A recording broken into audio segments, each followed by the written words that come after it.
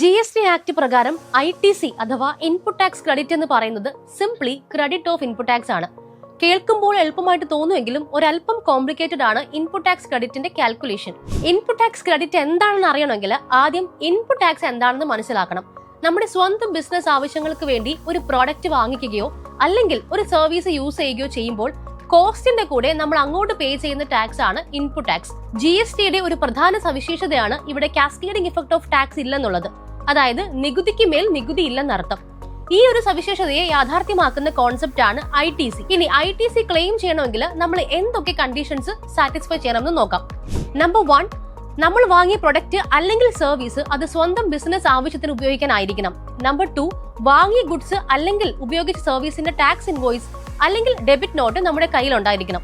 Number 3, supplier ഈ tax invoice അല്ലെങ്കിൽ debit not GSTR 1-ൽ ഉൾപ്പെടുത്തി ഫയൽ ചെയ്തിട്ടുണ്ടായിരിക്കണം. നമ്പർ 4, നമുക്ക് ഈ പറയുന്ന ഗുഡ്സ് അല്ലെങ്കിൽ സർവീസസ് ലഭിച്ചിട്ടുണ്ടായിരിക്കണം. നമ്പർ 5, ഇത്തരത്തിൽ നമ്മൾ കൊടുത്ത ടാക്സ് എമൗണ്ട് സപ്ലയർ ഗവൺമെന്റിന് പേ ചെയ്തിട്ടുണ്ടായിരിക്കണം. നമ്പർ 6, നമ്മൾ GSTRB ഫയൽ ചെയ്തിട്ടുണ്ടായിരിക്കണം. ഈ ഒരു പ്രോസസ്സിനെ ഒരു ഉദാഹരണത്തിലൂടെ ഒന്ന് മനസ്സിലാക്കാം. ഒരു റീറ്റെയിലർ മറ്റൊരു ഹോൾസെയിലറുടെ കയ്യിൽ നിന്നും 100 രൂപയ്ക്ക് സാധനം വാങ്ങുന്നു. 10 രൂപ GST ഹോൾസെയിലർക്ക് കൊടുക്കുന്നു. എന്നിട്ട് അതേ സാധനം 150 രൂപയ്ക്ക് മറ്റൊരു കസ്റ്റമർക്ക് വിൽക്കുന്നു. അയാളിൽ നിന്നും 15 രൂപ GST കളക്ട് ചെയ്യുന്നു. ഇവിടെ ഈ 15 രൂപയാണ് റീറ്റെയിലർ ഗവൺമെന്റിന് GST ആയിട്ട് നടക്കേണ്ടത്.